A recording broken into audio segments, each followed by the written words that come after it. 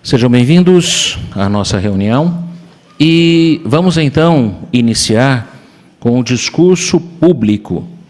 Estamos num arranjo local, o orador é o irmão Takeshi Kanada, e o irmão Kanada vai abordar o seguinte tema: por que refugiar-se em Jeová?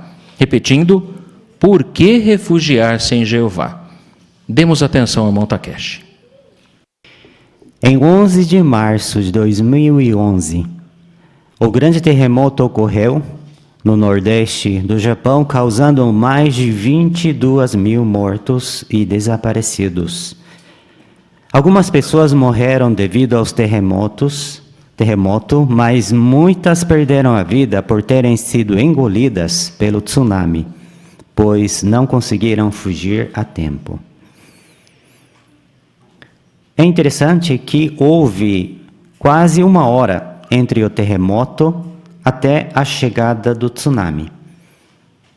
Então tinha o tempo, por assim dizer, suficiente para fugir. Mas, mesmo assim, por que isso aconteceu? Existem vários motivos, mas um dos motivos é que não se imaginava que um tsunami com mais de 10 metros de altura pudesse chegar, e acreditava-se que estaria seguro em abrigos próximo à sua casa, como escolas. Eles treinavam como tem que refugiar, ia para a escola, estava tudo bem, depois voltava para casa, muito treinamento. Fizeram assim como fazia no treinamento, mas o refúgio não era capaz de salvar as pessoas que estavam lá. O que podemos aprender com isso?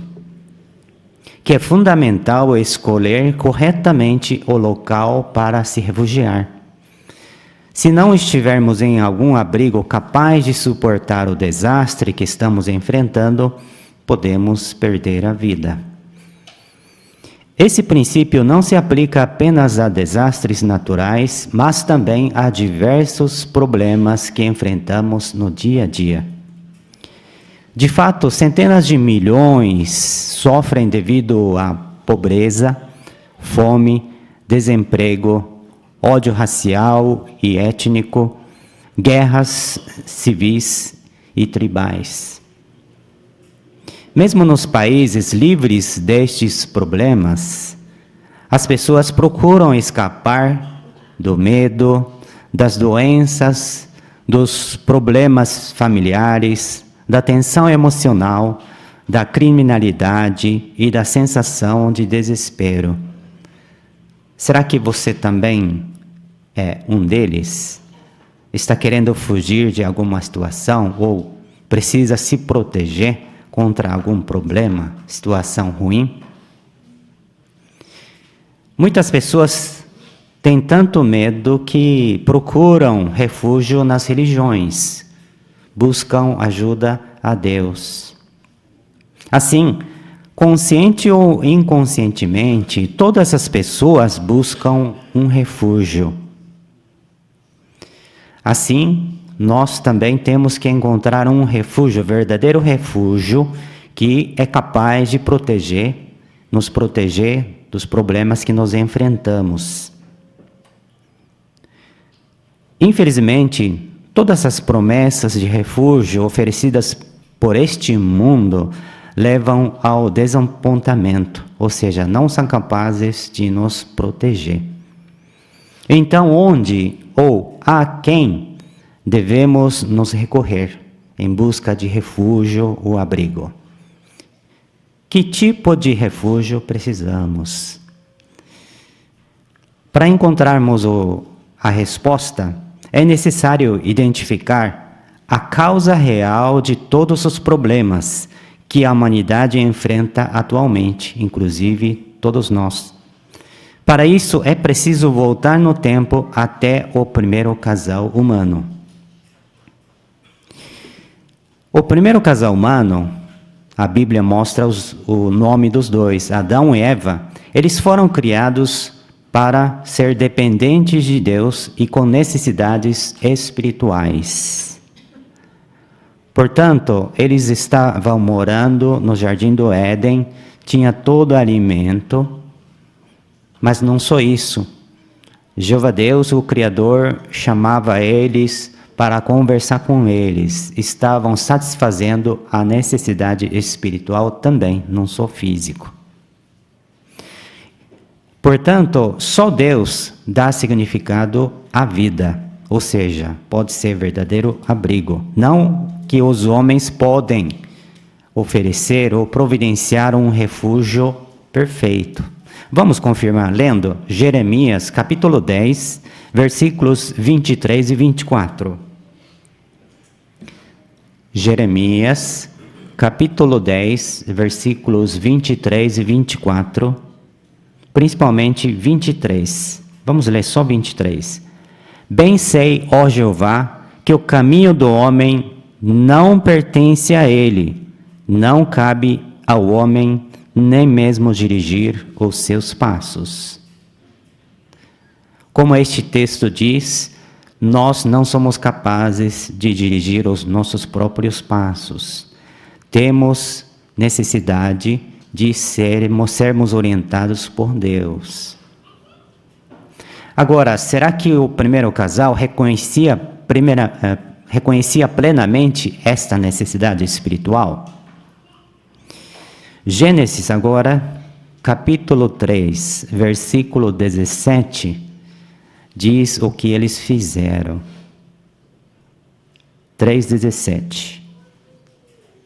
E a Adão, ele disse, Deus está falando a Adão, visto que você escutou a voz da sua esposa e comeu da árvore a respeito da qual lhe dei a ordem, não coma dela. Bem, vamos parar por aqui por enquanto. Então, Adão, primeiro Eva, depois Adão, comeram o fruto da árvore, do conhecimento do que é bom e do que é mal. O Criador Jeová havia avisado os dois, não pode comer dessa árvore. Das outras árvores podem comer à vontade, mas dessa não. Então, é uma ordem para demonstrar obediência a Deus, mostrando que certamente eles precisavam da orientação de Deus, são dependentes de Deus. Mas, como este texto diz, Adão e Eva pecaram, comeram da árvore. Qual é a consequência? Vamos continuar lendo. Maldito é solo por sua causa. Em dor você comerá dos produtos dele todos os dias da sua vida. Ele produzirá para você espinhos e abrolhos, e você terá de comer a vegetação do campo. No suor do seu rosto comerá pão, até que você volte ao solo, pois dele foi tirado, porque você é pó, e ao pó voltarás. Assim eles foram expulsos do jardim do Éden, e agora eles precisam trabalhar arduamente para se sustentar. E enfim, eles envelheceram e morreram. A partir de então, entrou muitas dificuldades na sociedade humana. Por causa disso, nós hoje temos morte, guerra, crime, fome, imperfeição física, emocional e sofrimento. Assim, entendemos que a causa raiz de todo problema hoje é isto. Desobediência do primeiro casal. Eles, então, foram expulsos, por assim dizer, do verdadeiro refúgio. Até hoje, então, a humanidade sofre por problemas. Portanto, onde podemos encontrar o verdadeiro refúgio? Sim, nós devemos voltar a Jeová Deus, nosso Criador. Assim como, visto que eles saíram, o primeiro casal foi expulso, nós temos que buscar entrar nesse refúgio. Temos que fazer de Jeová nosso refúgio no verdadeiro sentido. Podemos confirmar isso lendo o texto de Provérbios, capítulo 18, versículo 10. Capítulo 18, versículo 10.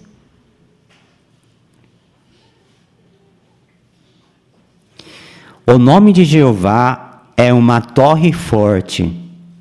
O justo corre para dentro dela e recebe proteção. Nós podemos entender 2 pontos importantes lendo este texto. Primeiro, onde é o verdadeiro refúgio? Como vimos, é Jeová. E também diz, o nome de Jeová é uma torre forte. Segundo ponto, como podemos entrar no nome de Jeová como refúgio ou torre forte? O justo corre para dentro dela e recebe proteção. Sim, não é que torre vem para nos proteger. Nós temos que correr lá e entrar. Bem, vamos entender um pouco melhor sobre essas expressões. Primeiro, o nome de Jeová é uma torre forte. Isso não significa que quando nós pronunciamos o nome dele, acontece algum milagre para nos proteger automaticamente. Isso não acontece. Antes, significa que a pessoa que realmente valoriza o nome de Deus pode sempre clamar a Ele em busca de proteção. Com certeza, Adão e Eva não valorizaram o nome de Jeová, não reconheceu a autoridade de Jeová e desobedeceu. Então, nós temos que fazer o contrário.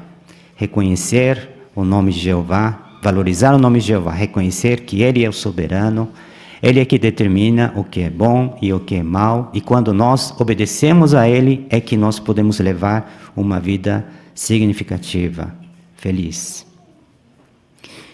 Agora, segundo ponto, o que temos que fazer então, sabendo onde tem o refúgio?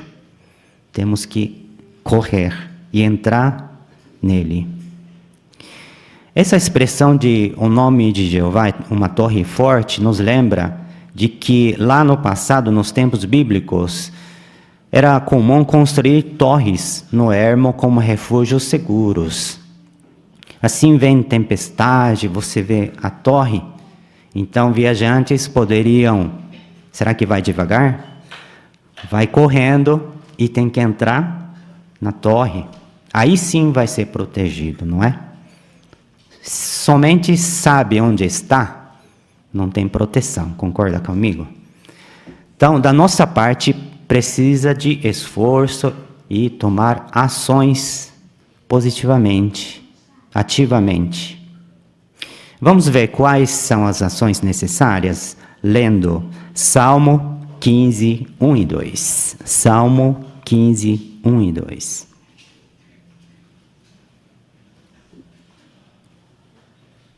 Salmo 15, 1.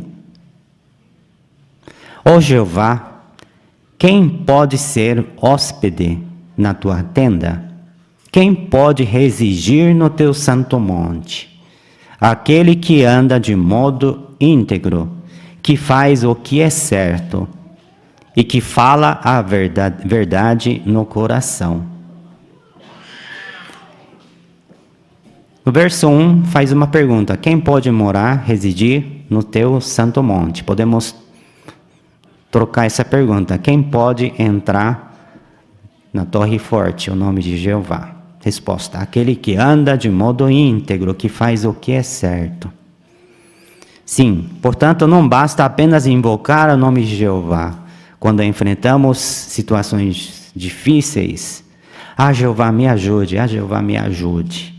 Fazendo oração, é importante, mas não basta fazer só invocar o nome de Jeová. É necessário conhecer Jeová e confiar nele e viver de uma maneira que seja correta aos olhos de Jeová Deus. Isto envolve nós aprendermos a Bíblia, não é? Quando nascemos, será que automaticamente sabemos o que é certo e o que é errado aos olhos de Jeová? Se fosse, seria bom, mas não é, não sabemos. Nós nascemos no pecado também. Assim, nós podemos aprender e tentar pensar da mesma maneira que Jeová pensa e praticar o que é certo aos olhos dele. Aí sim, fazendo isso, e nós podemos invocar o nome dele pedindo ajuda. Assim, é muito bom saber que realmente existe um refúgio perfeito que pode nos proteger de qualquer situações dificultosas. É Jeová, nosso Criador. Nós devemos correr e entrar nele, tomando ação, conhecer ele e praticar o que é certo aos olhos dele. Mas não adianta, se Jeová fechasse a porta, já que Adão e Eva pecaram, eu quero mais ninguém aqui. Vai lá fora, dá um jeito. Se fosse assim, nós não estaríamos, ou seja, não teríamos esperança. Será que Jeová deixa a porta aberta para que nós possamos entrar nesse refúgio? Agora vamos ver este ponto. Vamos ler a 1 de João, capítulo 2, versículos 1 e 2. A 1 de João, capítulo 2, versículos 1 e 2. Será que Jeová deixa a porta aberta ou agora fechou a porta, não deixa entrar mais ninguém? Versículo 1. Meus filhinhos, eu lhes escrevo estas coisas para que vocês não cometam pecado. Contudo, se alguém cometer um pecado, temos um ajudador junto ao Pai, Jesus Cristo, um justo. Ele é um sacrifício propiciatório pelos nossos pecados, contudo, não apenas pelos nossos, mas também pelos do mundo inteiro. Embora o primeiro casal desobedecesse a Jeová e fosse expulso, Jeová providenciou o meio para poder acolher, mais uma vez, acolher de volta os descendentes do casal. O que nós podemos entender nesse texto? Jeová enviou o seu Filho Jesus Cristo como um sacrifício resgatador, usando o valor do homem perfeito que Jesus ofereceu, levou lá no céu, sem pecado, morreu e levou lá no céu, apresentou o valor de um homem perfeito. Deus aceitou, em base disso, Jeová estende o perdão ao pecado. Diz, não apenas pelos nossos, ou seja, não apenas os que têm esperança celestial, mas também pelos do mundo inteiro. Então, eu, você, todos nós estamos inclusos aqui.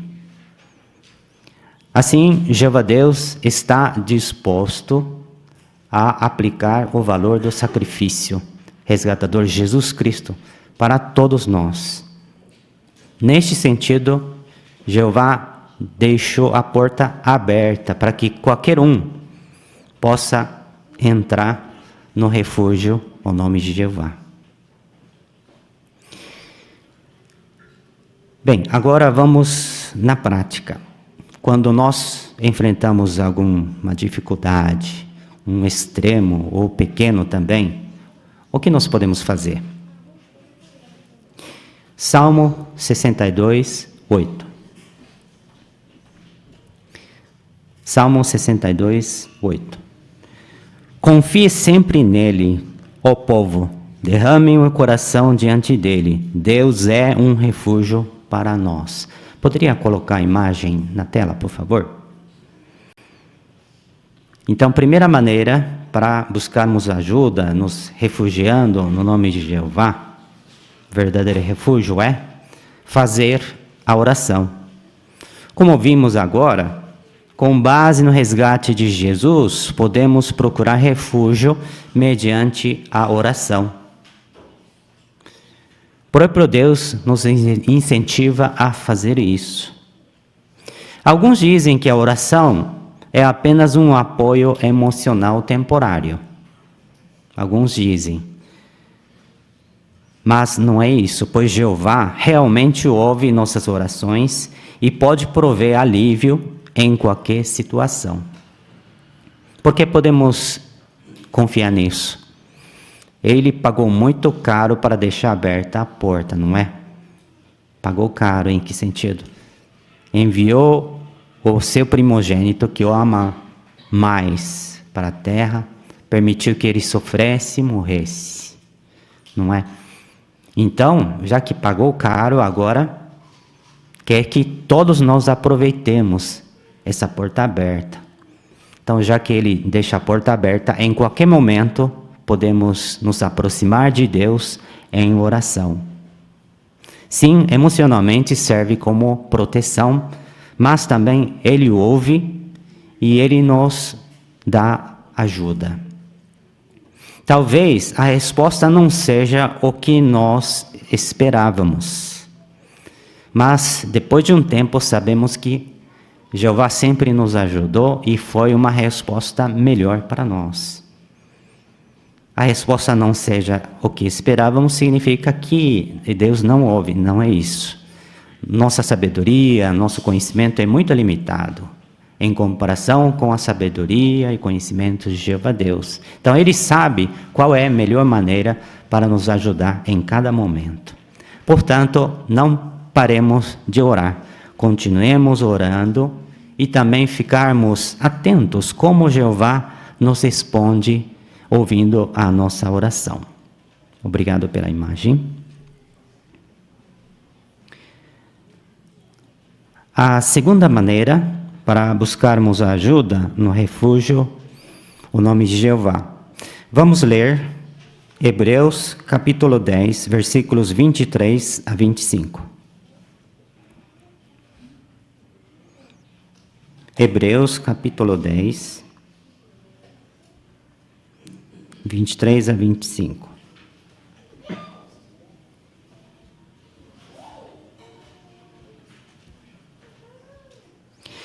Apeguemo-nos firmemente à declaração pública da nossa esperança sem vacilar, pois aquele que prometeu é fiel.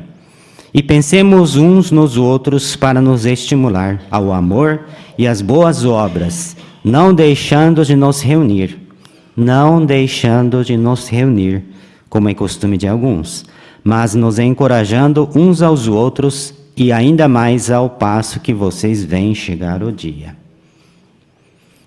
Então, segunda maneira é o que todos nós estamos fazendo, assistir às reuniões preparadas pela organização visível de Jeová Deus. E nós podemos nos encorajar uns aos outros. E a última parte do texto que nós lemos diz: ainda mais ao passo que vocês veem chegar o dia. Não está chegando o dia de Jeová? O fim desse sistema de coisas? Muito mais próximo do que nós começamos a aprender a Bíblia. Então temos razão maior para não deixar de nos reunir, ou seja, continuar assistindo às reuniões. Por que é importante assistir às reuniões? Nós aprendemos como podemos aplicar os princípios bíblicos, conselhos bíblicos no dia a dia. Nos ensina a sabedoria para evitarmos os problemas que muitas pessoas que não conhecem Jeová ainda enfrentam e acabam sofrendo. A organização de Jeová nos ajuda a entender a verdade da Bíblia, ao passo que lá fora não tem esta ajuda. Também há anciãos na congregação que nos ajudam quando precisamos de consolo e também a sabedoria. Também pertencendo à organização de Jeová, nós temos o privilégio de participar de uma obra de pregação. Pode projetar novamente A gravura, por favor. Sim, é importante fazer oração, receber ajuda, fortalecida e com essa energia sai para pregar as boas novas do reino. Quando nós participamos no serviço de campo, compartilhar a verdade que nos libertou, nós podemos ter a alegria de ver que outras pessoas também sinceras também sejam libertadas da escravidão do pecado e dos ensinos falsos. Obrigado pela imagem. Assim, Jeová é realmente verdadeiro refúgio. Ele deixa aberta a porta, nós podemos entrar correndo. De fato, podemos fazer oração livremente e semanalmente nós temos reuniões, também congresso, assembleia. Não falta o alimento espiritual para nos beneficiar. Portanto, é importante, já que nos encontramos um verdadeiro refúgio, é importante permanecer nele. Agora, se permanecermos nele, que esperança ou o que resultará quando nós permanecermos nesse refúgio? Vamos ler o texto de Salmo 37, versos 39 e 40. Salmo 37, 39 e 40.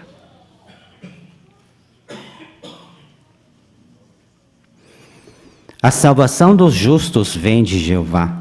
Ele é a sua fortaleza no tempo da aflição. Jeová os ajudará e os livrará. Ele os livrará dos maus e os salvará. Por quê? Por quê? Porque se refugiam nele. Será que entendemos o benefício de nos refugiar a Jeová? Então, última parte, porque se refugiam nele. Qual o benefício? A salvação. A salvação dos justos vem de Jeová. Ele é sua fortaleza no tempo de aflição. Sim, há e haverá tempo de aflição, até depois do Armagedon. Há e haverá. Talvez você esteja passando por essa dificuldade, momento dificultoso. Mas, se nos refugiarmos a Jeová, nós poderemos ser salvos agora e lá na frente. Quando entrarmos no paraíso, poderemos usufruir a vida eterna. Assim, Jeová nos ajudará e nos livrará. E Ele nos livrará dos maus e nos salvará. Realmente cumprirá esta profecia que o salmista cantou neste versículo.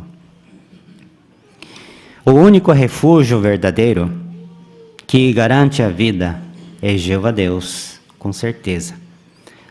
Portanto, continue a absorver conhecimentos de Jeová, a aplicar os princípios bíblicos e a manter uma boa relação pessoal com Jeová.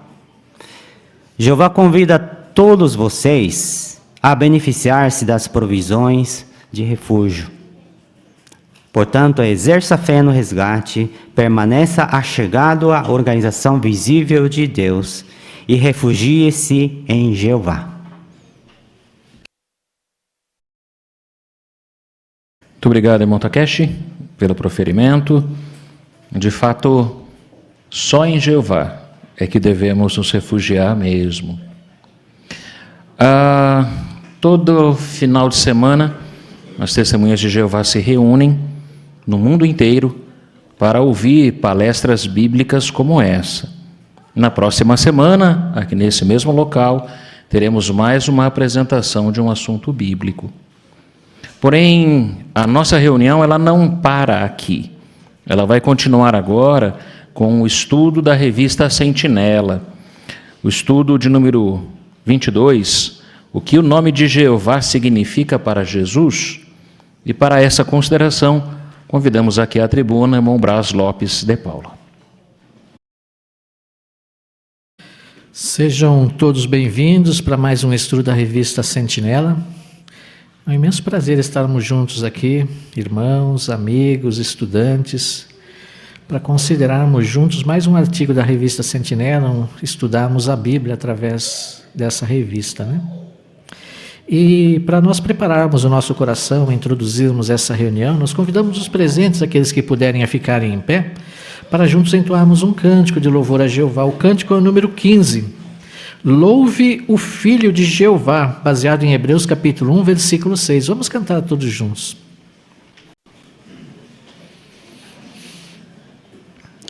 Como acabamos de cantar nesse belo cântico, né?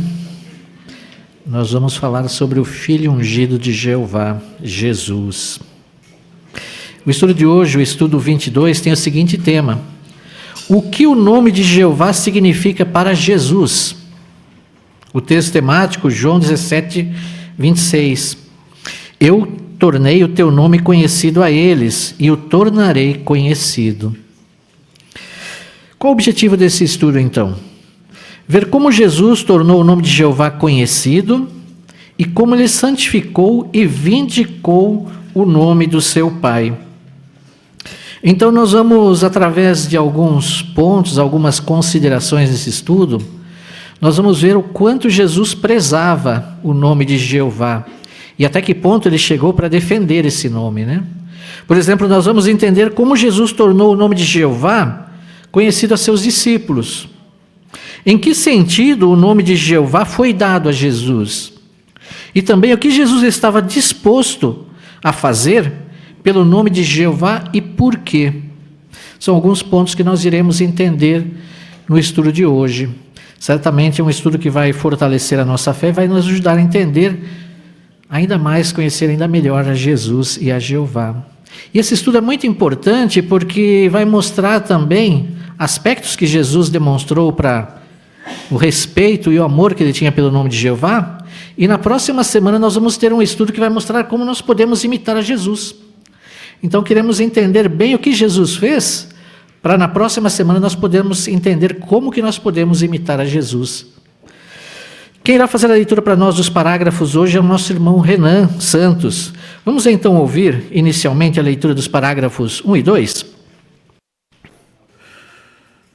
Já era noite na quinta-feira, 14 de Nisan, do ano 33.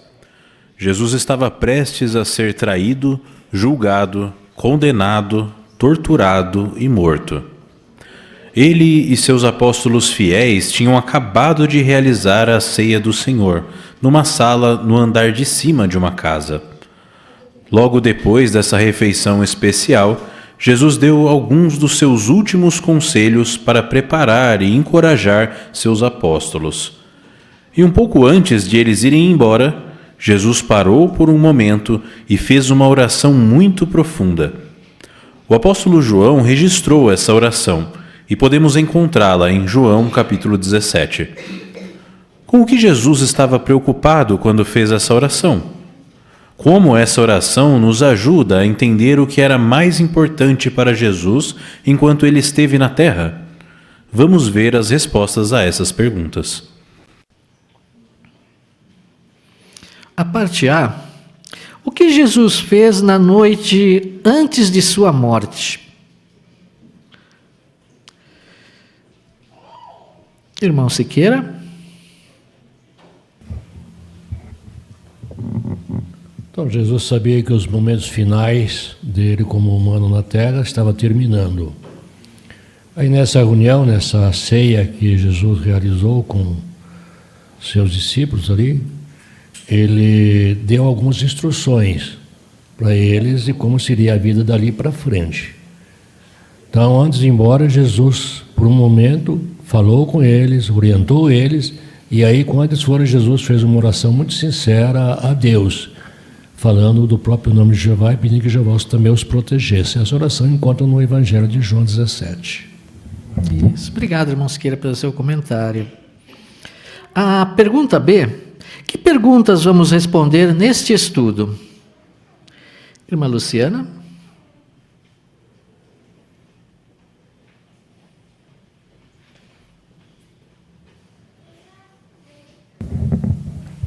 Com o que Jesus estava preocupado quando fez essa oração, como essa oração nos ajuda a entender o que era mais importante para Jesus enquanto ele esteve na terra. Isso mesmo. Obrigado, irmã. Então, nós vamos ver a resposta a essas perguntas, a partir de agora.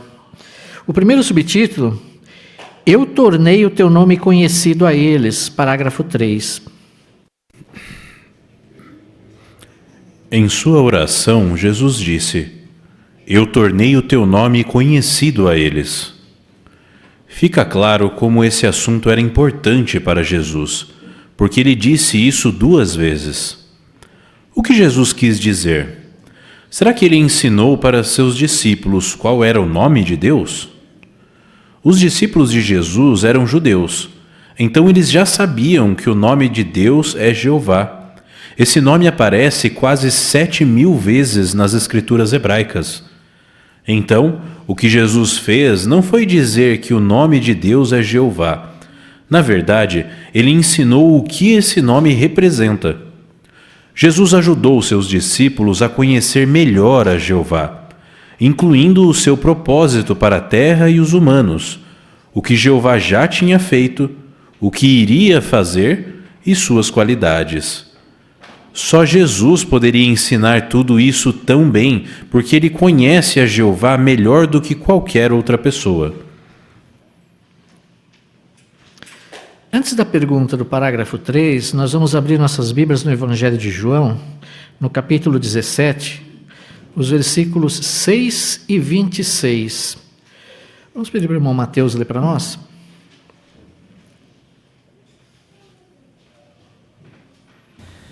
Tornei o teu nome conhecido aos homens que me deste do mundo.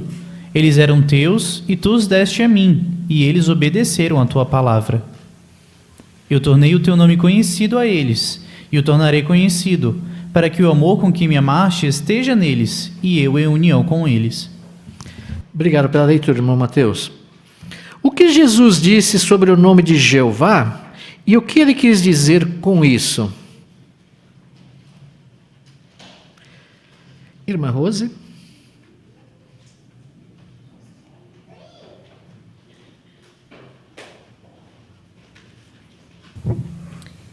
Jesus, ele queria que as pessoas entendessem o que representava o nome de Jeová. Porque os judeus naquelas épocas, eles já sabiam que o nome de Deus era Jeová. Então, eles queriam que eles entendessem qual era o propósito de Jeová para os humanos, para com a terra. Ele queria também que eles entendessem as qualidades que Jeová tem e soubessem o que Jeová, que eles conhecessem intimamente a Jeová, como realmente Jeová era. E Jesus, melhor do que ninguém, podia fazer isso, porque ele conhecia melhor do que ninguém o próprio Jeová. Isso, muito bem, obrigado, irmã. Irmã Fátima? E conhecer o nome de Jeová era muito importante para Jesus, porque nesses 2 textos que foi lido, de João 17, ele usou essa expressão 2 vezes: tornei conhecido o teu nome. E é interessante que o que na realidade Jesus queria, como já foi comentado, não falar sobre, não dizer que o nome de Deus era Jeová, porque vocês sabiam. O que na realidade ele queria é mostrar para eles a pessoa por trás desse nome, o que essa pessoa representava, que tem o nome Jeová. Obrigado também pelo seu comentário, irmã. Vamos ao parágrafo 4 e 5. Imagine que há um ancião na sua congregação chamado José e que ele é um cirurgião. Você já o conhece por muitos anos. Daí, um dia, você tem uma emergência e corre para o hospital onde esse irmão trabalha, e ele salva a sua vida. Agora você ama ainda mais esse irmão e, quando ouve o nome dele, se lembra do que ele fez por você. José ainda é o mesmo ancião que você conhece há anos, mas agora ele também é o médico que salvou a sua vida. Da mesma forma, os discípulos de Jesus já conheciam o nome de Jeová, Mas por causa do ministério de Jesus, esse nome passou a ter um significado ainda maior para eles. Por quê? Porque Jesus refletia a personalidade do seu Pai em tudo o que dizia e fazia. Então, quando os discípulos viam o modo de Jesus ensinar e como ele tratava as pessoas, eles conseguiam conhecer melhor a Jeová. A parte A, do 4 e 5, dê um exemplo de como o nome de alguém pode se tornar mais importante para nós. Mas, Jaziane?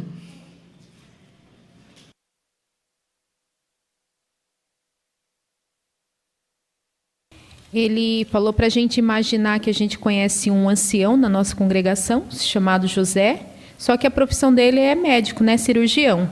E em algum momento você passa por uma emergência e você precisa ir nesse hospital onde ele trabalha.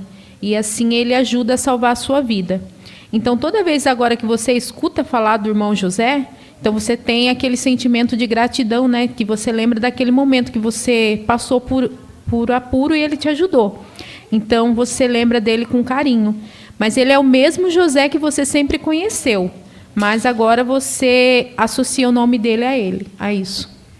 Isso mesmo. Obrigado, irmã. A parte B. Por que o nome de Jeová passou a ter um significado ainda maior para os discípulos de Jesus?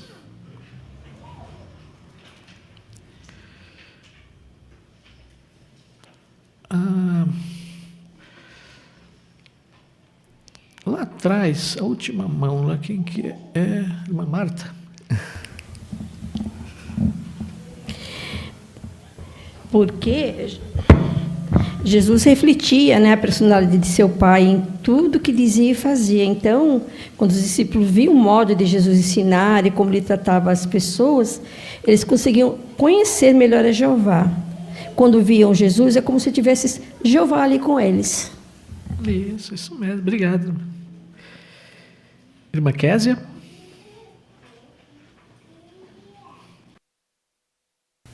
E em João 14, 9, ali Jesus diz: quem me vê, vê também o Pai.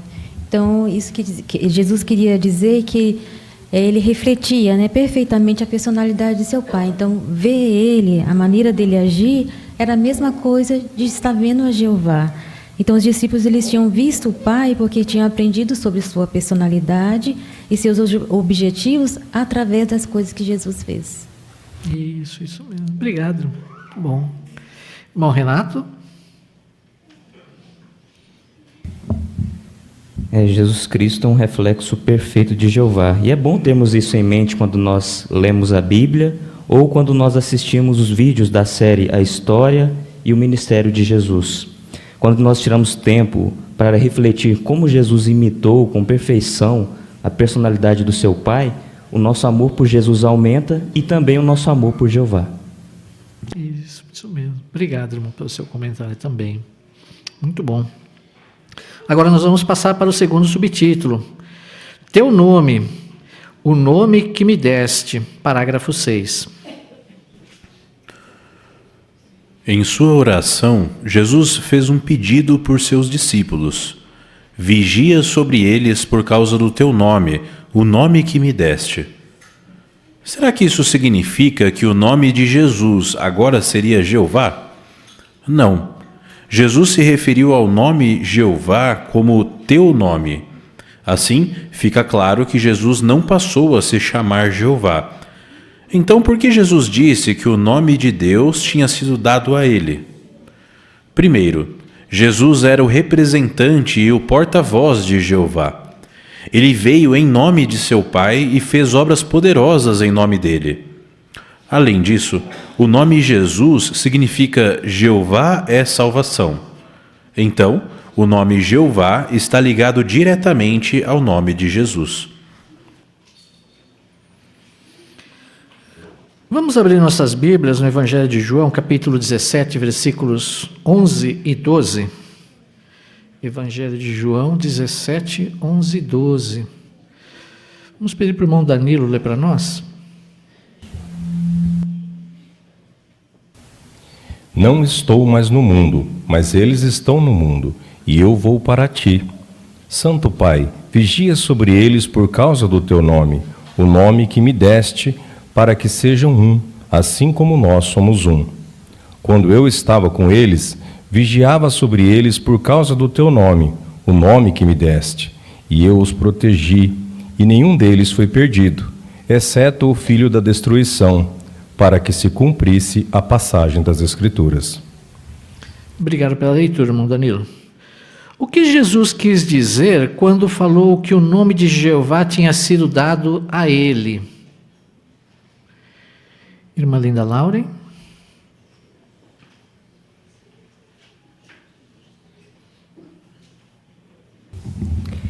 Porque o significado do nome de Jesus é Jeová é salvação. Então o nome de Jeová está ligado diretamente ao nome de Jesus. E Jesus era o representante e porta-voz de Jeová. Então ele veio em nome de seu Pai para fazer obras poderosas no nome dele. Bem, obrigado pelo seu comentário. Irmã Suzana? E também dizer que o nome de Jeová tinha sido dado a Jesus não significa que Jesus passou a ser chamado Jeová. Significa que Jesus era o representante direto de Jeová e o seu porta-voz. Então, assim como podemos representar alguém com uma procuração de plenos poderes, que nos dá autoridade para realizar quase todos os atos que a própria pessoa realizaria, ou seja, o procurador age em nome do outro como se fosse a própria pessoa. Então, da mesma maneira, Jesus ele veio à Terra em nome de Jeová e fez obras poderosas em nome dele. E o Espírito Santo, que Jesus recebeu de seu Pai, concedia a ele esse poder. Obrigado, irmã Suzana, também pelo seu comentário. Assim, Jesus tornou Jeová conhecido, né? O que significava esse nome, muito bom. Vamos ao parágrafo 7. Para entender melhor, pense no seguinte exemplo. Um embaixador é alguém que representa um governante e fala em nome dele. Por isso, as palavras do embaixador têm a mesma autoridade e o mesmo peso das palavras do próprio governante. Da mesma forma, Jesus representava a Jeová e falava em seu nome. Dê um exemplo que mostra por que Jesus podia falar em nome de Jeová. Irmão Peterson?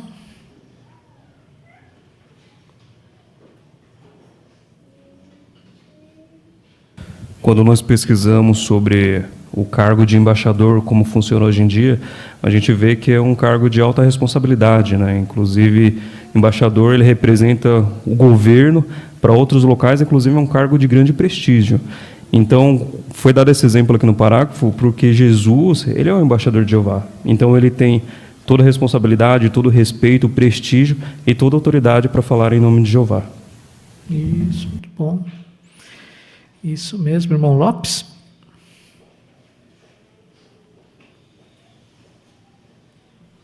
De acordo com Mateus 21:9, né, as pessoas daquele tempo já viam Jesus como representante de Jeová, né?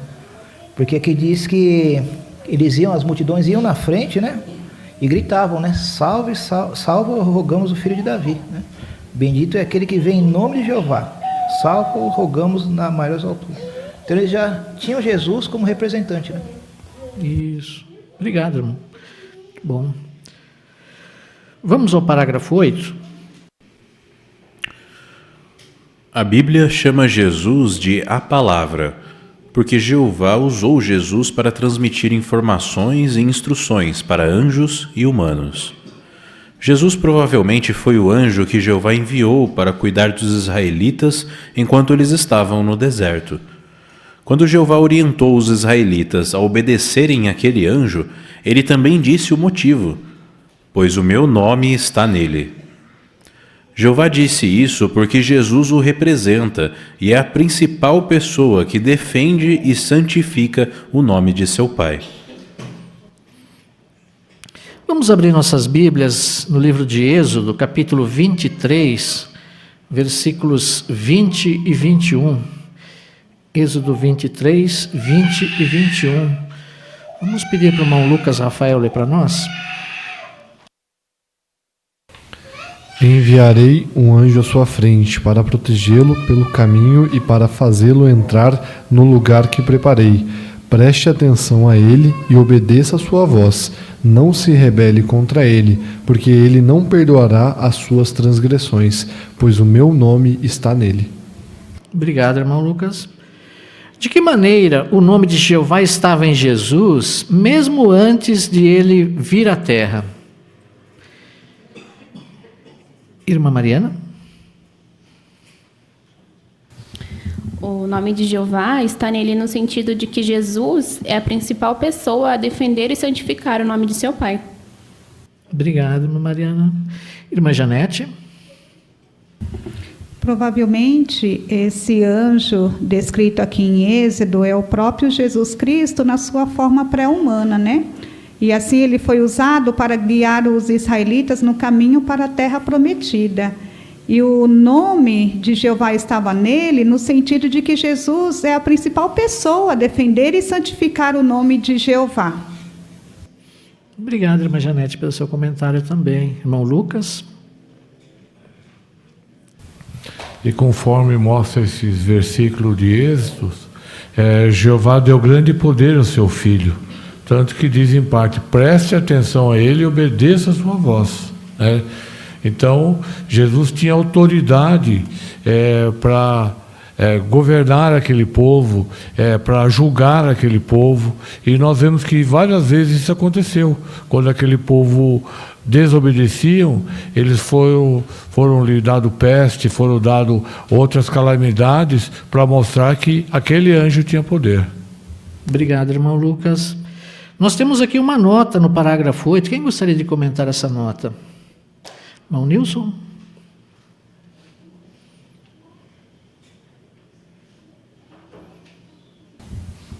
Aí destaca que em várias ocasiões ele usou não somente Jesus, mas os outros anjos também, que não se destacaram o nome, mas estavam ali representando Jeová, e ele esperava das pessoas exatamente isso: obedeça, é como se eu estivesse falando. Obrigado, irmão Nilson. Eles eram representantes, né, de Jeová, estavam falando em nome de Jeová. Muito bom. Vamos ao próximo parágrafo. Parágrafo 9, debaixo do subtítulo: Pai, glorifica o teu nome. Como vimos, o nome de Jeová já era a coisa mais importante para Jesus, mesmo antes de ele vir à terra. E quando esteve na terra, tudo o que Jesus fez mostrou o quanto o nome de Jeová era importante para ele. No fim do seu ministério, Jesus pediu a Jeová: Pai, glorifica o teu nome. Na mesma hora, seu pai respondeu com uma voz muito alta, que parecia um trovão. Jeová disse: Eu já o glorifiquei e o glorificarei de novo. Que importância Jesus dava para o nome de Jeová? Irmã Regiane?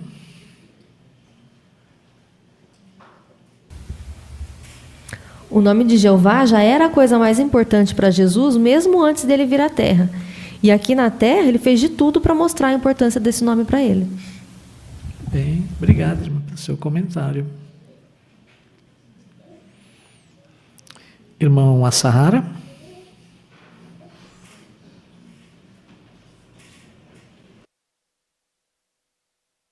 No fim do seu ministério, ou seja, mais importante o momento de Jesus, antes de prestar a executar para a morte. Nessa hora mais importante, a preocupação de Jesus era o sobrenome de Jeová. Então, só olhando esse assunto, podemos entender que Jesus levava a importância muito sobre o nome de Jeová. Isso. O valor que ele dava a esse nome, né? Irmã Suzana?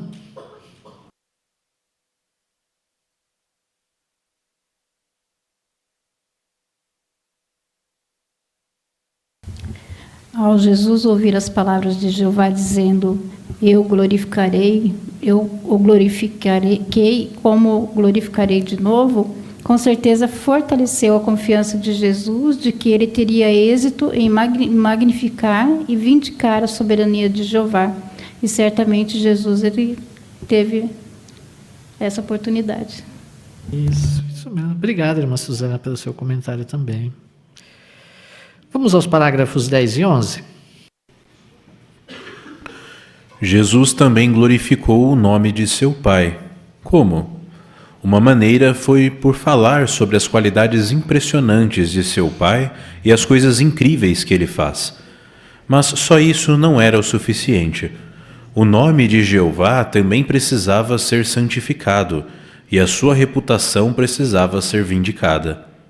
Jesus mostrou como isso era importante quando ensinou a oração modelo aos seus seguidores. Ele disse: Pai nosso que estás nos céus, santificado seja o teu nome. Mas por que o nome de Jeová precisa ser santificado e vindicado? Porque no jardim do Éden, Satanás desonrou Jeová e contou mentiras sobre ele. Satanás deu a entender que Jeová era mentiroso e que estava negando algo de bom para Adão e Eva. Satanás também questionou se a maneira de Jeová fazer as coisas era correta. Por causa das mentiras de Satanás, as pessoas talvez tenham uma impressão errada sobre Jeová e achem que ele é um Deus cruel. Mais tarde, nos dias de Jó, Satanás acusou aqueles que servem a Jeová de fazerem isso só por interesse. Ele também acusou os humanos de não amarem a Jeová o suficiente para continuarem servindo a ele em momentos difíceis. Com o tempo ficaria claro quem era o mentiroso, Jeová ou Satanás. Antes da pergunta 10 e 11, nós gostaríamos de entender melhor o que significa santificar e vindicar. Quem gostaria de comentar para nós essa nota? Irmã Carol?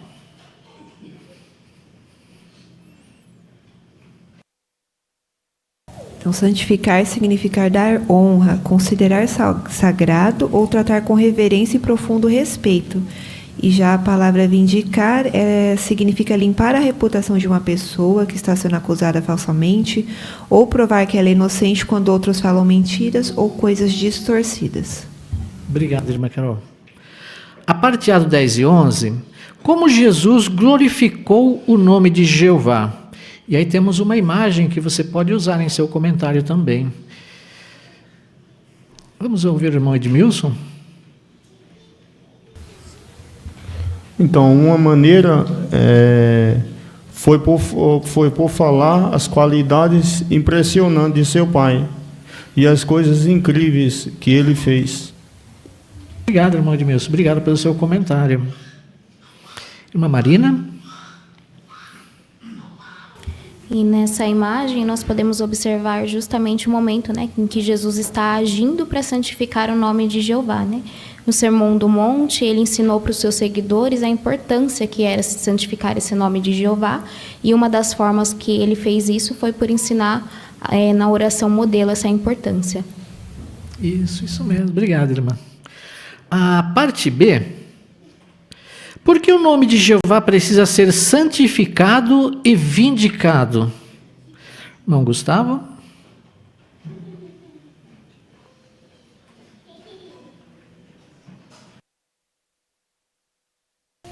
Porque Satanás a todo tempo tem tentado manchar a reputação de Jeová. Quando nós analisamos a história humana, nós vemos que, desde o início, Satanás age desse modo. Então, no Jardim do Éden, Satanás desonrou a Jeová e contou mentiras sobre Jeová.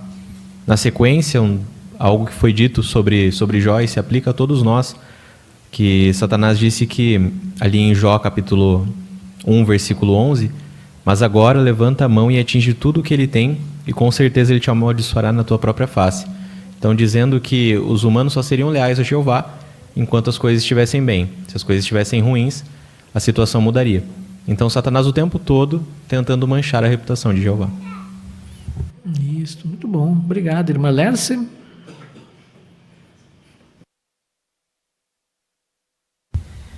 Também, para beneficiar toda a sua criação, Jeová ele está decidido a vindicar e limpar o seu nome de toda desonra. É por isso que a Bíblia várias vezes destaca a importância de glorificar o nome de Jeová e de santificá-lo. Isso, muito bem, obrigado. Mas Giovana?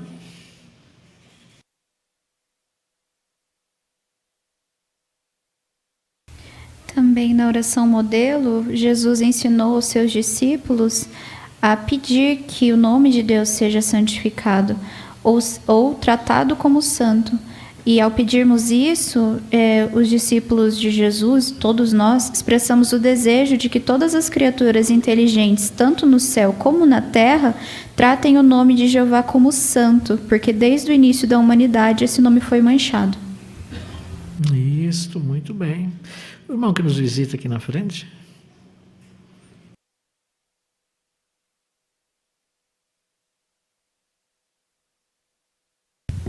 E que grande contraste, né?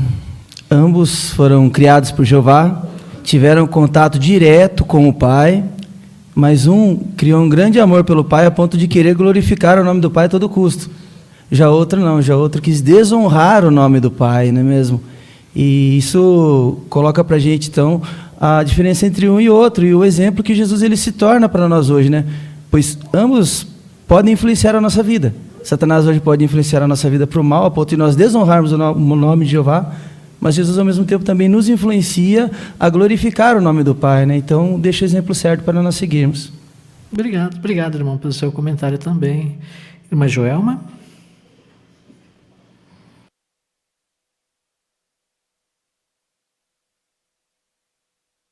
Me chamou a atenção como Jesus aqui na terra fez as três coisas, né? Ele glorificou o nome de Jeová, porque quando ele contou a respeito de Jeová e as coisas que ele fez, as pessoas tinham que dar glória. Quando ele contou que Jeová fez tudo, as pessoas achavam aquilo maravilhoso. Mas Jesus também vindicou o nome de Jeová, que é tornar ele santo, como nós vimos, porque a reputação do nome de Jeová tinha sido manchada. Mas a questão da vindicação, né, quando vemos na definição que o parágrafo deu para nós, vindicar é limpar a reputação de uma pessoa e que está sendo acusada falsamente. O nome de Jeová ainda precisa ser vindicado. E ele vai ser vindicado plenamente quando Jesus trouxer o fim de tudo e ficar claro, né, para toda a humanidade que o grande mentiroso não é Jeová, mas sim Satanás. Isso. O grande culpado por tudo é Satanás, né? Bem. Entrego a minha vida. Parágrafo 12.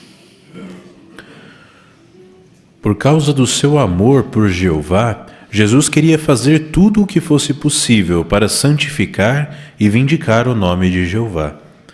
Ele estava até disposto a morrer para provar que Jeová é santo e que tudo o que Jeová faz é correto. Por isso, Jesus disse: entrego a minha vida. Os dois primeiros humanos perfeitos, Adão e Eva, viraram as costas para Jeová e ficaram do lado de Satanás. Bem diferente deles, Jesus estava disposto a vir à terra e provar o amor que sentia por seu Pai. Ele fez isso por obedecer a Jeová em todos os aspectos da sua vida. Jesus manteve sua integridade até o último momento, quando foi morto numa estaca de tortura. Dessa forma, Jesus provou seu amor por Jeová e por seu nome. O que Jesus estava disposto a fazer por causa do seu amor pelo nome de Jeová? Vamos ouvir primeiro a Laurinha aqui.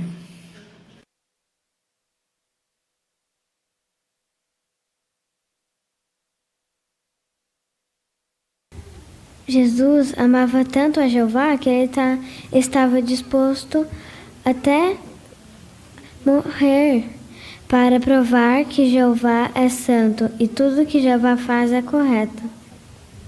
Muito bom. Obrigado pelo seu comentário, Laurinha. Ainda, irmão Jonas?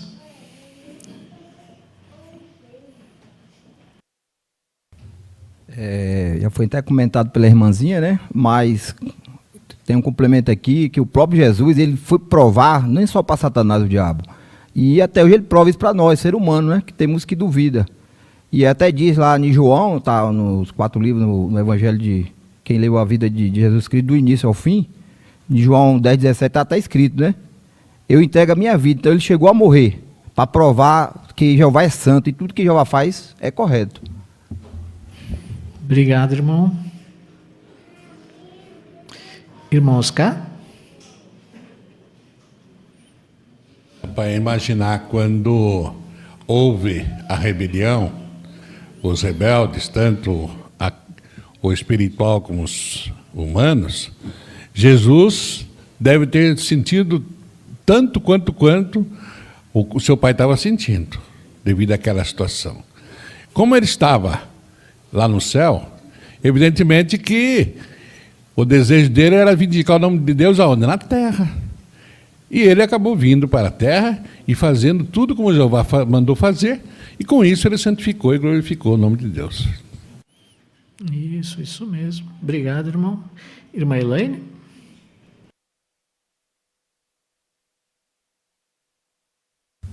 Nós vimos que Satanás ele acusou os humanos, né, de não amarem a Jeová o suficiente quando passam por dificuldades, né? Então, até nesse sentido, Jesus ele ajudou a provar, né, que Satanás é mentiroso, porque os textos aqui de Hebreus, capítulo 4 e o capítulo 5, né, nos lembram que ele foi provado em todos os sentidos, né, que ele aprendeu a obediência pelas coisas que sofreu.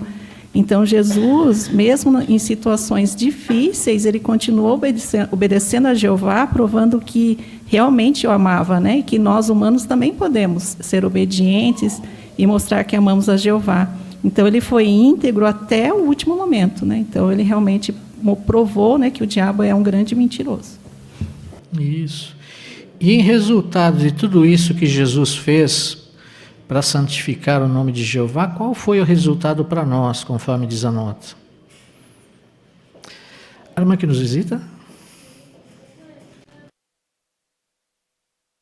Nós fomos beneficiados porque o amor dele se estendeu a nós, né?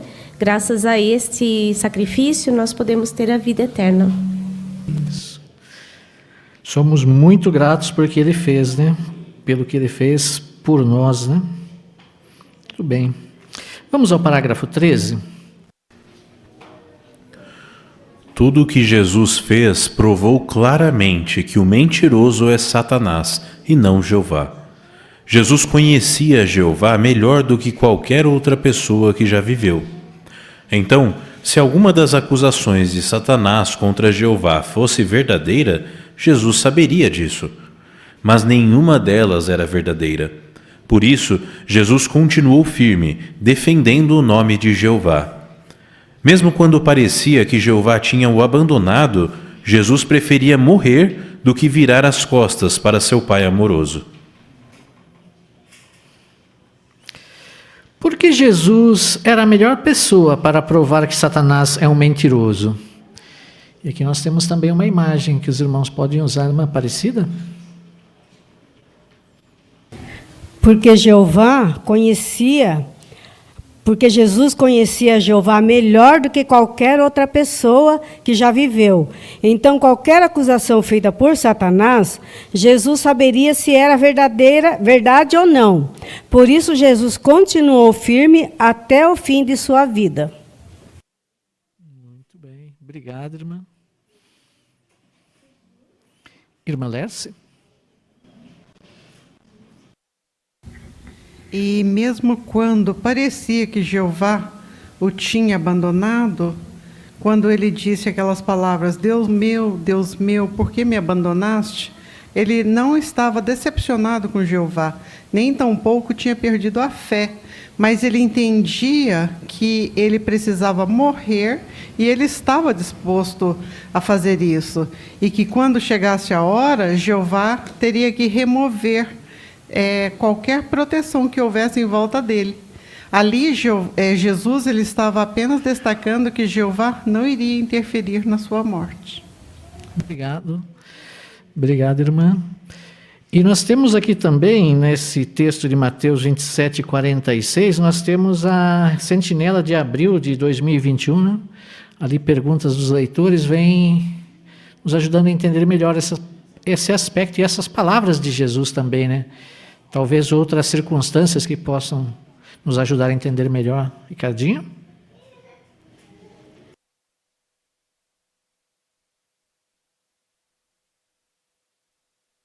Essa sentinela, ela explica, nesse texto de Mateus 27:46, que Jesus ele não estava decepcionado ou ele havia perdido a sua fé.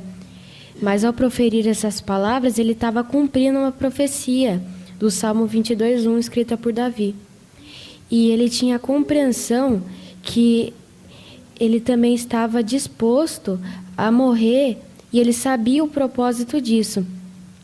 Ele também sabia que no momento certo Jeová ele teria que remover qualquer proteção que o cercava. E mesmo assim, ele morreu pela gente e ele também permitiu provar sua lealdade inabalável por Jeová, mesmo enfrentando uma morte muito dolorosa. Obrigado, Ricardo. Também tem uma outra situação, né, que pode ter, talvez Jesus possa ter falado aquelas palavras do Salmo, né? Qual era o costume da época sobre a pessoa proferir algum texto do Salmo? Irmã Daniela? Naquela época, os judeus eles costumavam decorar muitos salmos, né? Então, se eles ouvissem um verso de um salmo, eles automaticamente se lembrariam do salmo inteiro. Então, será isso que Jesus tinha em mente? Ele talvez quisesse fazer com que seus seguidores judeus lembrassem que esse salmo tinha muitas profecias relacionadas à sua morte. Isso, pode ser isso também. Irmão Siqueira? Então, esse salmo, os judeus costumavam ler os salmos, né? Então, cada vez que lê esse salmo, iam lembrar do benefício de Jesus. Mas é interessante, essa pergunta dos leitores dá faz um comentário interessante que ajuda nós a entendermos que Jesus tinha que passar por isso. Antes de morrer, Jesus passou por um julgamento ilegal, foi declarado culpado de blasfêmia. Esse julgamento foi feito às pressas, bem tarde da noite e fora dos padrões jurídicos da época. Então, quando Jesus diz, Deus meu, por que me abandonaste? Ele talvez quisesse destacar que não tinha feito nada para merecer a morte como aquela. Ele quer dizer que Jeová não interferiu na sua morte, porque ele tinha que pagar isso por nós. Isso mesmo. Então, independente de qual tenha sido o objetivo de Jesus naquele momento proferir essas palavras, né? O que nós concluímos é que Jesus proferiu essas palavras basicamente para mostrar que Jeová não tinha virado as costas para ele de forma alguma, né? Mas sim que ele confiava em Jeová, mas que precisava naquele momento que a proteção de Jeová fosse retirada para ele morrer, né? Para ele cumprir o propósito de Jeová, né? E essa imagem, quem gostaria de comentar para nós? O que você percebe, o que você sente ao ver essa imagem? O que você percebe sobre Jesus e o amor dele por Jeová? Irmã Joelma?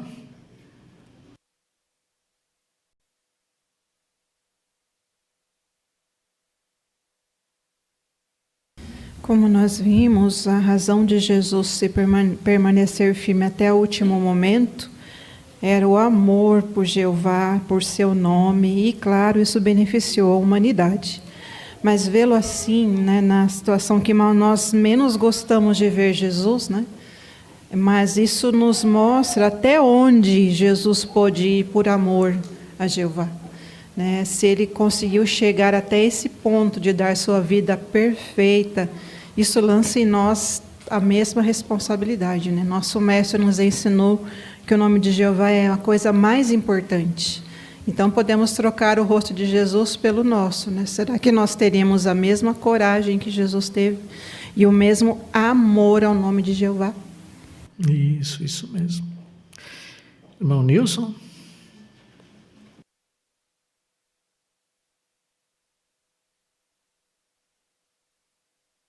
Isso, para mim, dá uma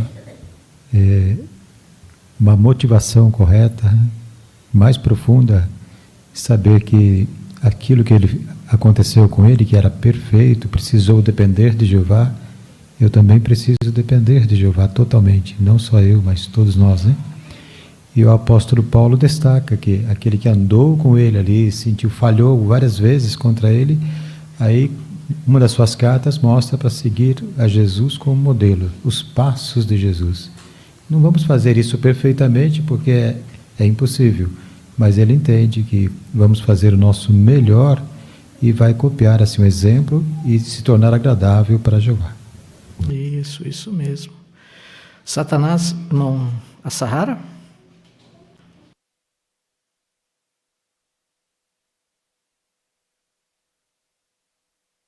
Relacionado com esse parágrafo, nós podemos ver a confiança de Jesus a Jeová.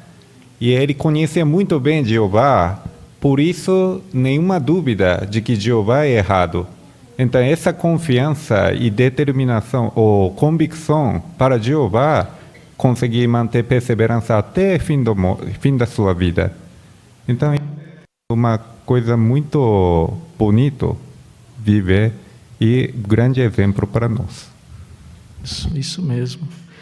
Satanás, ele acusou que todos os humanos teriam um limite, né? Não é isso que ele falou? Que qualquer humano teria um limite. Chegaria num limite, e a hora que chegasse nesse limite, ele negaria Jeová. Jesus mostrou que não tem limite, né? Jesus foi até o último ponto, até dar a vida. Não teve limites para mostrar que amava Jeová. Queremos imitar esse belo exemplo, não ter limites do nosso amor por Jeová, né? Terminei a obra que me deste, parágrafo 14. Na oração que Jesus fez na noite antes de morrer, ele disse: terminei a obra que me deste para fazer. Ele confiava que, se fosse fiel, Jeová o recompensaria. Jesus estava certo em pensar assim. Jeová não permitiu que ele continuasse na sepultura. Jeová ressuscitou Jesus e deu a ele uma posição superior no céu. Com o tempo, Jesus se tornou rei do reino de Deus. E o que esse reino vai fazer? Jesus nos dá a resposta na continuação da oração modelo que diz: venha o teu reino, seja feita a tua vontade, ou seja, a de Jeová, como no céu, assim também na terra. Como Jeová recompensou Jesus por ser fiel? Irmã Simone?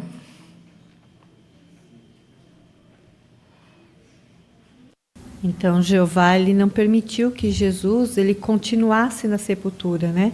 Jeová o ressuscitou e deu a ele, então, uma posição superior no céu. Obrigado, muito bom. Irmã Rose?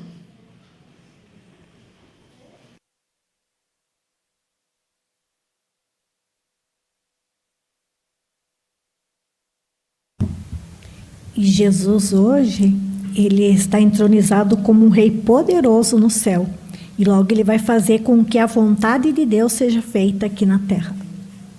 Isso mesmo, muito bom. Vamos ao parágrafo 15.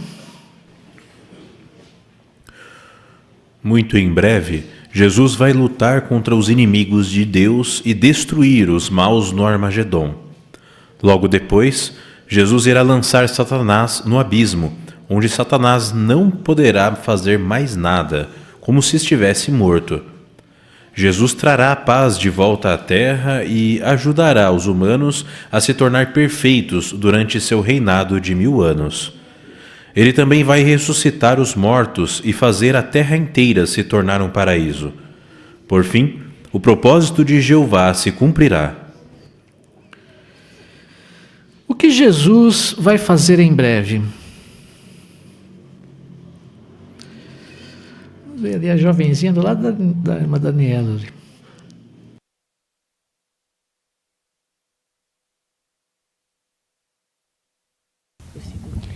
Jesus vai lutar contra os inimigos de Deus e destruir os maus no Armagedon. Muito bom, parabéns pelo seu comentário. Muito bom. Irmã Michele? Isso. Aí ele também vai lançar Satanás no abismo, né? Onde Satanás não poderá fazer mais nada de ruim para os seres humanos, né? E Jesus trará também a paz de volta à Terra, né? E vai ajudar os humanos a se tornar perfeitos durante o reinado de 1000 anos. Isso, muito bem. Irmã Cláudia?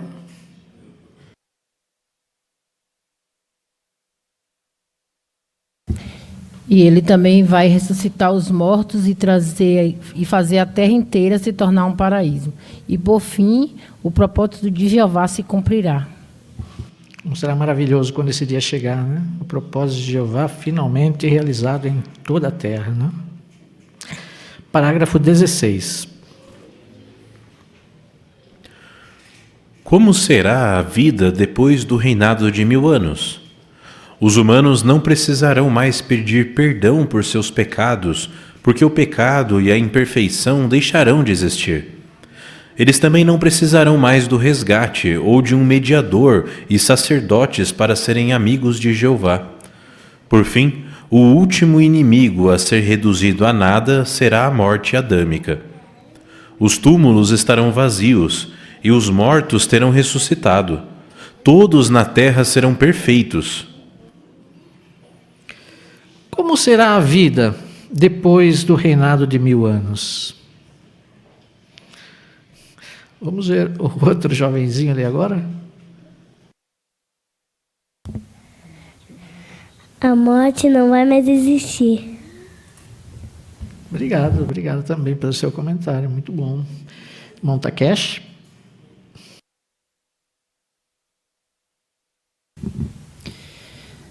O pecado terá sido eliminado, portanto, toda a humanidade que estarão lá, todas as pessoas serão perfeitas, não precisa pedir mais em oração o perdão do pecado, não precisa mais do sumo sacerdote, terá um relacionamento achegado direto com Jeová, e os túmulos serão vazios, porque terá terminado a ressurreição também.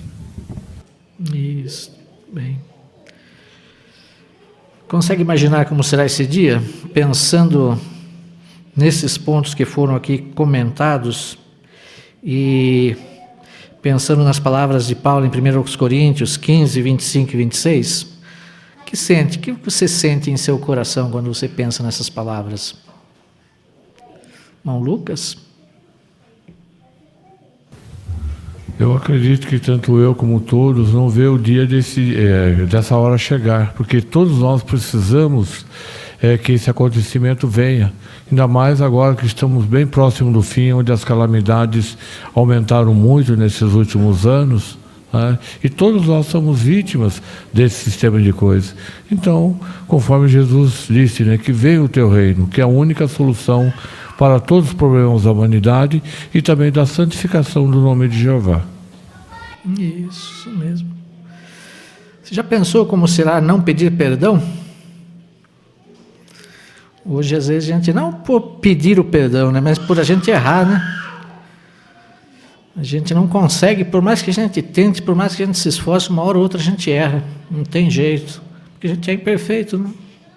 Mas vai chegar uma hora que a gente vai ser perfeito, não vai precisar mais pedir perdão. Consegue imaginar como vai ser esse dia? São coisas que nós podemos visualizar, né, que nos ajudam a nos aproximar ainda mais desse dia, né, já ver esse dia à nossa frente, né? Vamos aos parágrafos 17 e 18. Outra coisa muito especial vai acontecer quando o reinado de 1000 anos terminar. O quê? Ninguém mais vai poder duvidar de que Jeová é um Deus santo e justo. Como assim? Lembre-se que, no Jardim do Éden, Satanás acusou Jeová de não governar a humanidade com amor e de ser um mentiroso. Mas, desde aquele tempo, o nome de Jeová já tem sido santificado várias e várias vezes por aqueles que honram e respeitam a ele. Então, no fim do reinado de 1000 anos, a reputação de Jeová será completamente vindicada. Jeová terá provado, sem nenhuma sombra de dúvidas, que é um Pai muito amoroso. Finalmente, vai ficar provado de uma vez por todas que as acusações de Satanás são falsas. O que Jesus vai fazer quando o seu reinado chegar ao fim? Será que ele vai seguir o exemplo de Satanás e se rebelar contra Jeová?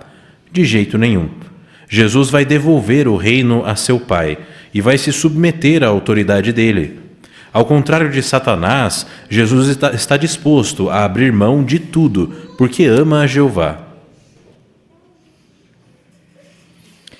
A parte A, o que vai acontecer quando o reinado de 1000 anos terminar?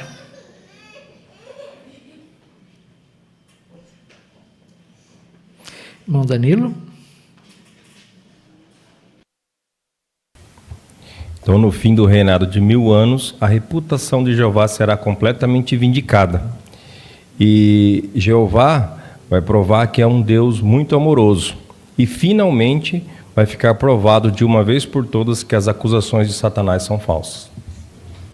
Isso, exatamente. Antes de fazermos a parte B, vamos abrir nossas Bíblias em 1 Coríntios, capítulo 15, versículos 24 e 28. Primeira carta aos Coríntios, 15, 24 e 28. A irmã, aí no fundo, pode dizer seu nome, irmã. Juliana. 24. A seguir, o fim, quando ele entregar o reino ao seu Deus e Pai, depois de ter reduzido a nada todo o governo, toda a autoridade e poder. No entanto, quando todas as coisas lhe tiverem sido sujeitas, então o próprio Filho também se sujeitará àquele que lhe sujeitou todas as coisas, para que Deus seja todas as coisas para com todos. Obrigado, irmã Juliana. O que Jesus vai fazer quando o seu reinado chegar ao fim? E aqui nós temos também uma imagem que você pode usar, irmão Oswaldo.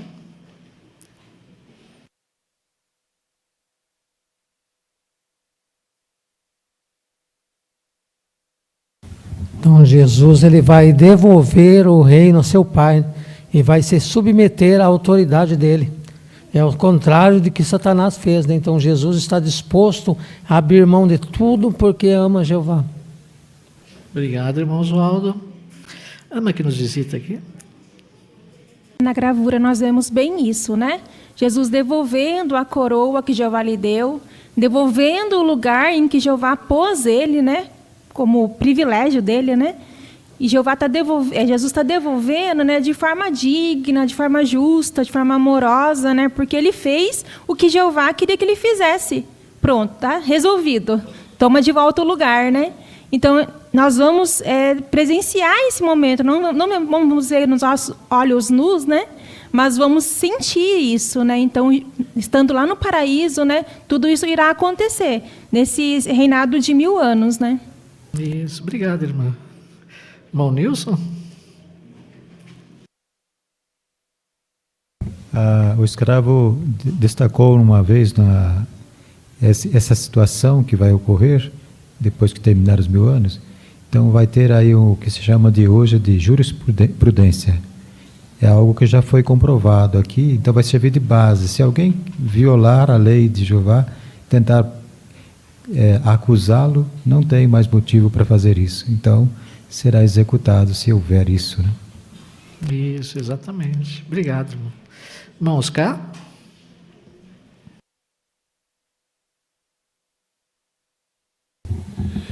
Mas a gravura mostra uma grande satisfação de Jesus atingir o objetivo de Jeová. Quando esteve na terra, depois como governante da terra desde o céu, e ao final chegar e falar como se falava para Jeová, aqui estão todos como eram no princípio. É muita satisfação para ele, e ele, evidentemente, como humilde que é, ele vai sentir o prazer do que era devido, não mais. Isso, exatamente. E aí ele entende, né, que ele é um representante de Jeová aqui na terra, né? Assim como ele veio, quando ele veio aqui na terra, né? Vamos ao parágrafo 19.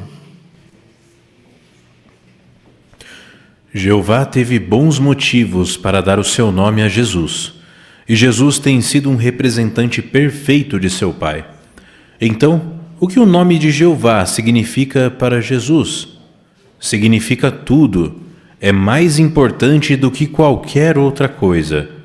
Jesus até deu a vida por esse nome. E no final do reinado de 1000 anos, ele vai entregar tudo a seu Pai. Como podemos imitar o exemplo de Jesus? Vamos ver a resposta no próximo estudo. Irmão Renan, agradecemos muito a leitura que o irmão fez, nos ajudou muito no bom entendimento da matéria. Muito obrigado em nome da congregação. O que o nome de Jeová significa para Jesus? Irmão João Davi?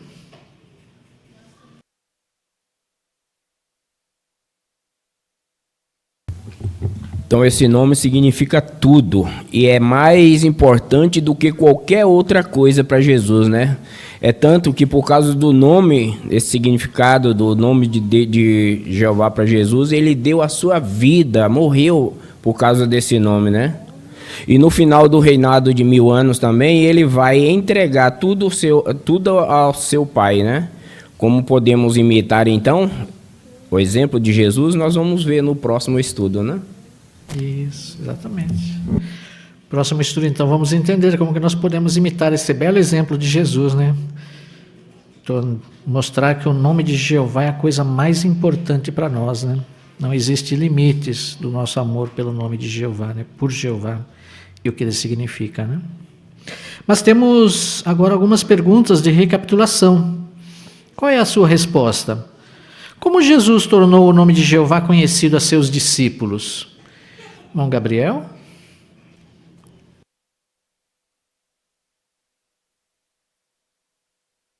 Ele ensinou o que esse nome representa. Por meio das suas ações, seus discípulos viam o modo como Jesus tratava as pessoas e dessa forma poderiam conhecer melhor a Jeová, já que Jesus refletia perfeitamente as qualidades de seu Pai. Por ensinar a eles sobre Jeová, eles podiam conhecer melhor ao Pai de Jesus, inclusive tudo o que ele já havia feito e que faria a todos os humanos. Isso mesmo. Obrigado, irmão Gabriel. Em que sentido o nome de Jeová foi dado a Jesus?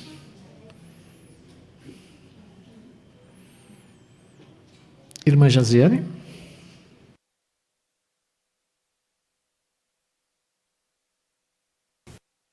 Por Jesus ser o representante legal de Jeová, em várias ocasiões, mesmo antes da sua vida aqui terrestre, né? E depois, quando ele esteve na Terra, quando ele ensinou o significado desse nome às pessoas aqui na Terra. Obrigado, irmã. Irmã Joelma? E também não podemos esquecer que o nome de Jesus significa Jeová é salvação. Então, o nome de Jesus está ligado ao nome de Jeová. Isso mesmo. O que Jesus estava disposto a fazer pelo nome de Jeová e por quê? Irmão Caio?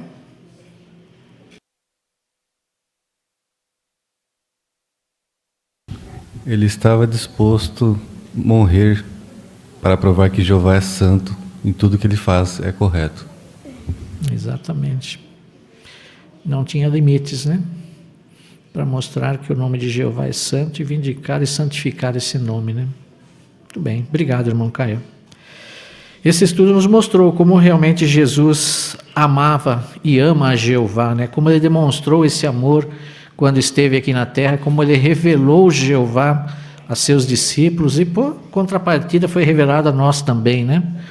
Assim, por meio de tudo que Jesus fez, por meio de tudo que Jesus mostrou aqui na terra e por meio de tudo que ele viveu, nós conhecemos a Jeová, né? Nós conhecemos quão amoroso é o nosso Deus e que ele realmente, esse nome precisa ser santificado e vindicado, né? Queremos então, por meio da nossa conduta, por meio das nossas ações, mostrar isso, né? E na próxima semana, no próximo estudo, nós vamos ver como que nós podemos imitar esse belo exemplo que Jesus deixou, né? Como nós, apesar de imperfeitos, podemos imitar o exemplo de Jesus e também mostrar o que esse nome significa para cada um de nós de forma individual, né? Queremos, assim como Jesus, mostrar que o nome de Jeová é sagrado e o quanto nós amamos, né? Obrigado, irmãos, pelos seus bons comentários, pela boa participação. Temos certeza que todos nós fomos muito fortalecidos por essa consideração, por esse estudo, né? E agora, para encerrar essa reunião e agradecer a Jeová por tudo que Ele nos deu nessa noitinha, por todo esse alimento espiritual que tivemos aqui, nós vamos entoar um cântico de louvor a Ele. E o cântico é o número 16. Jeová escolheu nosso rei, baseado em Apocalipse 21, 2. Vamos cantar todos juntos, alegres, em alta voz esse cântico, né? E após o cântico, o irmão Takeshi Kanada irá nos representar em oração. Estudo Bíblico de Congregação, 4 a 10 de agosto de 2025. Análise com pergunta e resposta. Vamos começar respondendo as perguntas dos História 6. 8 pessoas e um novo mundo. Respondemos as seguintes perguntas. O que aconteceu depois que Jeová fechou a porta da arca? Depois que Jeová fechou a porta da arca, começou o dilúvio. Choveu durante 40 dias e 40 noites, e as águas subiram tanto que cobriram todas as montanhas. Todas as pessoas e criaturas que não estavam dentro da arca morreram, mas Noé, sua família e os animais que estavam com ele foram salvos, pois Jeová os havia protegido. A arca flutuava sobre as águas, e após muitos meses, finalmente repousou sobre as montanhas de Ararat. Noé e sua família permaneceram dentro da arca por mais de um ano, até que Jeová lhes indicou que podiam sair para um mundo completamente renovado. Vamos para a próxima pergunta. Do que a gente deve lembrar quando aparecer um arco-íris? Toda vez que vemos um arco-íris, devemos nos lembrar do pacto que Jeová fez com a humanidade e com todos os seres vivos. Ele prometeu que nunca mais destruiria a terra e seus habitantes com um dilúvio como o que aconteceu nos dias de Noé. O arco-íris é um sinal visível dessa promessa eterna de Deus, que reflete sua misericórdia, fidelidade e compromisso com a vida humana e animal na terra. Vamos para a próxima pergunta. O que isso nos ensina sobre Jeová? Esse relato nos ensina que Jeová é justo, fiel e misericordioso. Ele é justo porque agiu com firmeza ao eliminar os maus, mas também mostrou sua fidelidade ao proteger Noé e sua família por causa da obediência deles. Sua misericórdia se reflete na promessa que fez depois do dilúvio. Nunca mais destruiria a terra com água. Além disso, ele estabeleceu um pacto com a humanidade e com todos os seres vivos, confirmando que é um Deus que cumpre o que promete e valoriza a vida. Também vemos que Jeová valoriza profundamente a gratidão e a adoração sincera, como quando aceitou com prazer a oferta que Noé lhe apresentou. Vamos para a próxima pergunta. Que lições práticas podemos aprender? Podemos aprender várias lições valiosas com esse relato. Primeiro, que obedecer a Jeová, mesmo quando não entendemos tudo, nos protege e salva, assim como aconteceu com Noé e sua família. Segundo, que devemos manter uma fé forte em um mundo que não leva a sério os avisos divinos, imitando a determinação de Noé. Terceiro, que expressar gratidão a Jeová por meio da nossa adoração, como Noé fez ao sair da arca, fortalece nosso relacionamento com Ele. E por fim, que ao vermos um arco-íris, devemos lembrar da fidelidade de Jeová e renovar nossa confiança nas promessas dele para o futuro. Agora vamos analisar a História 7, a Torre de Babel. Primeira pergunta: que coisa errada algumas famílias fizeram? O povo de Babel desobedeceu a ordem de Jeová de encher a terra e, em vez disso, decidiu permanecer unido em um só lugar.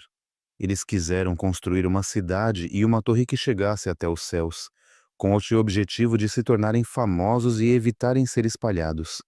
Essa atitude refletia orgulho e falta de respeito pela autoridade de Jeová. Próxima pergunta: o que Jeová fez? Jeová interveio diretamente para frustrar seus planos orgulhosos. Ele fez com que falassem diferentes idiomas, de modo que não conseguissem mais se entender. Isso causou confusão e desorganização, forçando-os a abandonar a construção e a se dispersarem pela terra, exatamente como Jeová queria desde o princípio. Vamos para a próxima pergunta. O que isso nos ensina sobre Jeová? Esse relato nos ensina que Jeová é um Deus sábio, atento e que não ignora a desobediência. Mesmo que as pessoas estivessem unidas, Seus motivos eram orgulhosos e rebeldes, e Jeová não permitiu que continuassem. Isso também mostra que ele tem poder absoluto para intervir quando necessário, e que seus propósitos sempre se cumprem, independentemente dos planos humanos. Além disso, vemos que Jeová valoriza a humildade e desaprova o desejo de fama ou grandeza pessoal. Próxima pergunta. Que lições práticas podemos aprender? Aprendemos que é vital obedecer a Jeová, mesmo quando suas instruções não coincidem com nossas preferências. O povo de Babel tentou impor seu próprio plano em vez de seguir o de Deus, e isso os levou à confusão e à dispersão. Também fica evidente o perigo do orgulho e do desejo de ser famoso, pois Jeová favorece a humildade e se opõe àqueles que buscam se exaltar. Essa história nos lembra que devemos sempre agir com modéstia, colaborando com os propósitos de Jeová em vez de perseguir objetivos egoístas.